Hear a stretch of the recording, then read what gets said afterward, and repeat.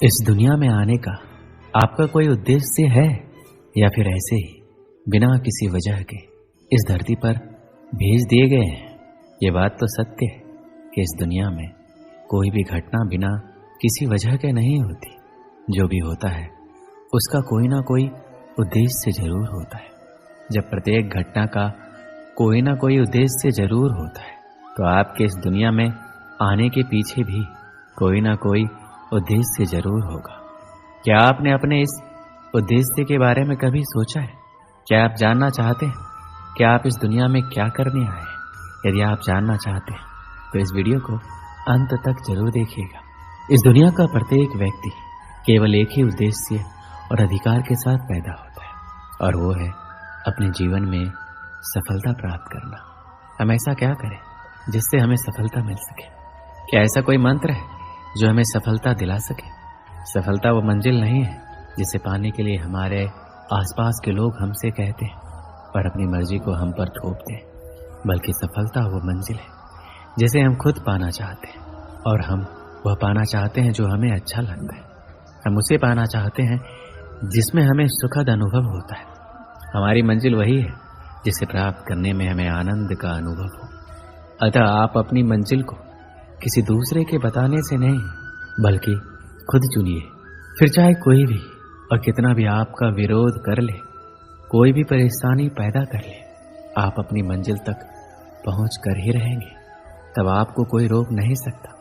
और अगर बिना मन की सफलता मिल भी गई तो जिंदगी भर खुशी नहीं मिल पाएगी।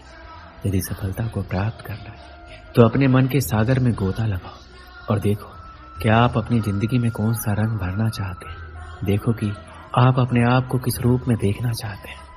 अपनी इच्छा को, अपने सपने को, अपने मन के आईने को सामने रखकर तो देखो। बिल्कुल साफ नजर आ जाएगा कि आप क्या चाहते हैं। आईना कभी झूठ नहीं बोलता, ना ही कोई शंका पैदा करता है। जो जैसा है बिल्कुल वैसा ही दिखाता है। अपने उद्देश्य को जानो और चल दो अपने मंजिल की ओर जहां सफलता आपका इंतजार कर रही है। आपको सफलता को प्राप्त करने के लिए समझौता नहीं करना है। दूसरों की इच्छाओं को अपने ऊपर नहीं थोपना है। जो आज सफलता के शिखर पर है तो उसका एक ही कारण है कि उसने वो किया जो खुद करना चाहता था। उसने अपने मनपसंद कार्य को अपना कैरियर चुना। अतः यदि सफलता का प्राप्त करना है तो उठो, जागो और चल दो अपनी मनपसंद मंजिल की ओर। और तब तक मत रुको जब तक सफलता प्राप्त ना हो जाए। अपने खुद के सपने को हकीकत बना दो, ना कि दूसरे के थोपे गए सपनों को हकीकत बनाने की कोशिश करो। क्या आप जानते हैं एक सफल और एक असफल व्यक्ति में सबसे बड़ी समानता क्या होती है और सबसे बड़ी असमानता क्या होती है?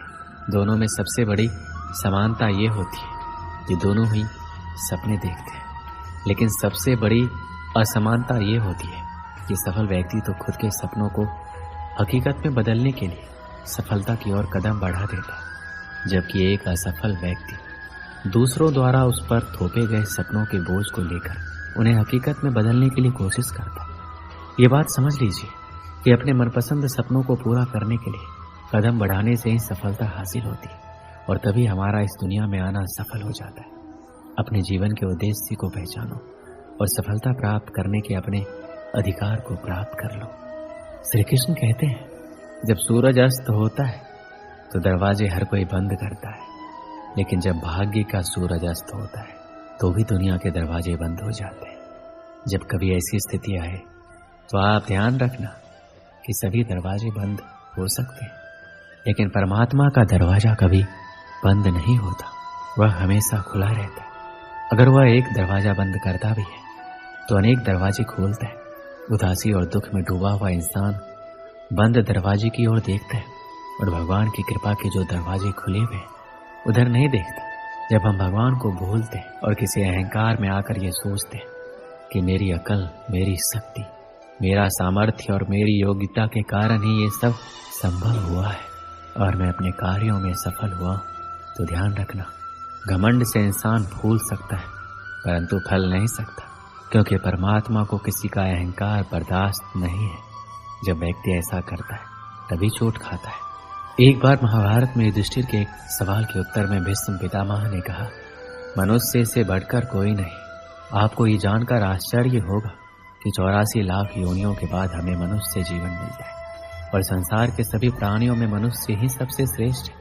लेकिन इस धरती पर हम दुनियादारी के चक्कर में ऐसे फंस जाते हैं कि हमारी बुद्धि सीमित दायरे में ही सिमट कर रह जाती है। हम सांसारिक सुखों को ही सब कुछ मानकर उसमें लिप्त रहने में ही अपना सौभाग्य और अपने जीवन की सफलता समझते हैं। क्या आपने कभी सूर्य की बिखरी हुई किरणों को लेंस के माध्यम से एकत्रित करके किसी कागज पर डाला है? आपने ऐसा जरूर किया होगा और आपने देखा होगा कि जब हम सूर्य की बिखरी हुई किरणों को लेंस के माध्यम से एकत्रित करके उसे किसी कागज पर डालते हैं तो वह कागज जलने लगता है। जरा सोचिए, सूर्य की किरणें तो हर तरफ है, लेकिन फिर भी लेंस ने ऐसा क्या जादू कर दिया कि सूर्य की किरणों ने कागज को जला दिया। दरअसल ऐसा इसलिए हुआ क्योंकि लेंस को पता था उसका लक्ष्य क्या है। उसका अपने लक्ष्य पर फोकस था। सूर्य की हर तरफ बिखरी किरणें किसी को नहीं जलाती, लेकिन जब वही किरणें लेंस के माध्यम से एकत्रित होती है तो कागज को जला देती है। फोकस की मदद से आप ये समझने लगते हैं कि आपको क्या करना है और क्या नहीं करना है। फोकस रखकर काम करने से हर बिगड़ी काम बन जाते हैं और आप अपनी ऊर्जा को बर्बाद नहीं करते।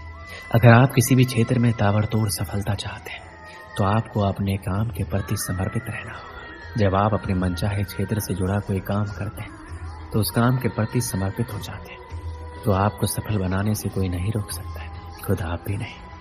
एक समय की बात है, एक राहगीर एक देश की यात्रा पर निकला।